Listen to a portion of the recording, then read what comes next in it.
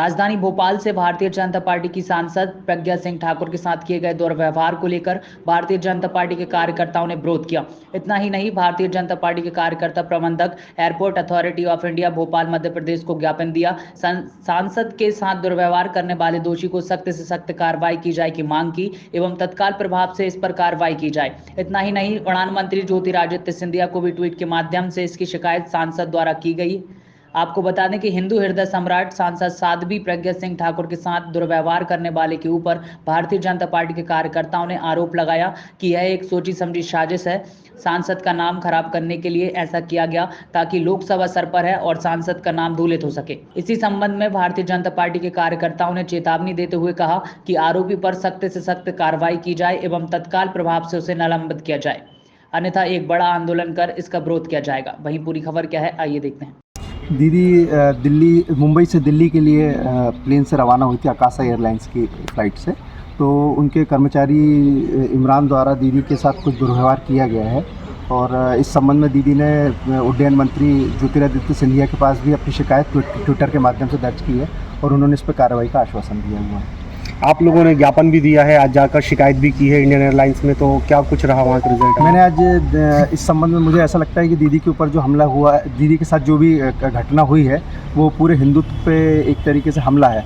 तो इसलिए मैंने DGCA को इस संबंध में एक ज्ञापन दिया है और उनसे कार्रवाई की मांग की है।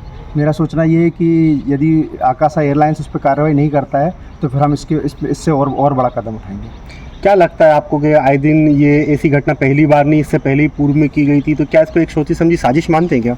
हाँ, मेरी दीदी से कल चर्चा हुई थी तो मुझे लगता है कि कुछ इस तरह की बात रही है और ये एक इमरान ने जो कुछ भी किया है वो एक सोची समझी साजिश का हिस्सा है, क्योंकि दीदी एक हिंदुत्व का बड़ा चेहरा है और दीदी के माध्यम से हमेशा हिंदुत्व पर हमला किया जाता है। मैं समझता हूँ कि जो आकाशा एयरलाइंस है उसने इस कर्मचारी को बर्खास्त करना चाहिए और ताकि इससे दूसरे लोगों को सबक मिले और हिंदुत्व पे इस तरीके से हमला करने वाले या हिंदुओं पे इस तरीके से हमला करने वाले जो लोग हैं वो आगे से इस तरह की काम ना कर पाएँ। जैसे कि इससे पहले ही पूर्व में जो हमला हुआ था उस बहसबाजी हुई थी फ्लाइट के अंदर दीदी के साथ, जो आपका, अगर आपको याद हो पिछले समय में भी उसको भी लेकर कुछ किया गया था कि आपके द्वारा ज्ञापन वगैरह आवेदन नहीं, उस समय तो खैर दीदी ने उसको हमने नए संबंध में ज्ञापन दिया ना, उस समय कोई कार्रवाई हुई है, लेकिन उस समय हमने उसको एक सामान्य घटना माना था और ये वाली जो घटना हुई इसे सामान्य नहीं माना जा सकता है, क्योंकि उन जो व्यक्ति हैं उन्होंने उसको दीदी को धक्का दिया है